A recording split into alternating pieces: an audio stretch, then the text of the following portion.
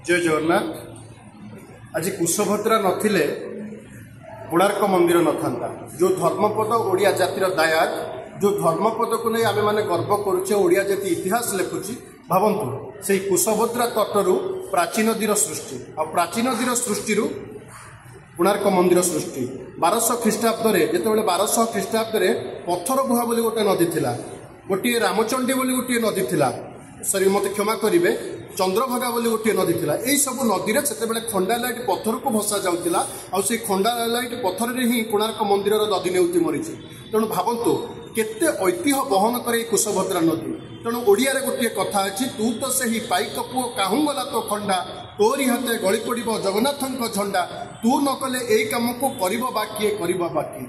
कुशभद्रा केवल गोटे नदी नुहे, कुशभद्रा आम आत्मा, कुशभद्रा आमर माँ। तेणु कुशभद्रा बंची बोली आमको बंचेची। कुशभद्रा धमनी आज रक्त प्रवाहित होना, तेणु से एक प्रकार सुप्त एक प्रकार मृत।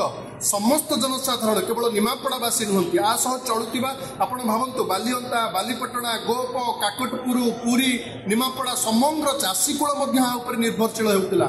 चाषी मैंने बंचिले देशर प्रगति हम। तेणु जदि चाषी कूल हताश हो, चाषी बिना केमिति प्रगति संभव।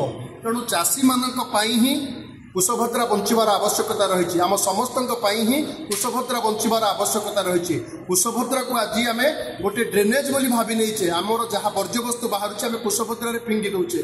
तेणु समस्त सचेतन नागरिक मानक एतिक आह्वान रंतत पक्षे निज माँ को कौन फिंगिदेवे, निज माँ को कौन एमती परित्यक्त पोखरी में पकईदेवे? जदि ना तेरे कुशभद्रा को माँ बोली भावतु। एटलिस्ट गोटे सेकेंड भावतु सी आमर माँ, ता मुहर जो आप माछ काती पकाउछंती, कुकुड़ा फुटी पकाउछंती, दुकान बाहर आवर्जना पकाउछंती, भावतु माँ मुहर पकई पारे? जदि ना तेरे कुशभद्रा एकजुट हुंतु। ए कुशभद्रा कांदुची नुहे, कुशभद्रा हसब।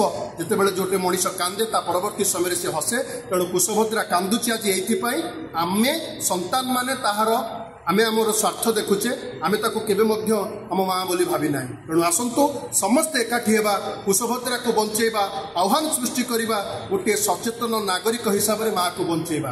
जय जगन्नाथ।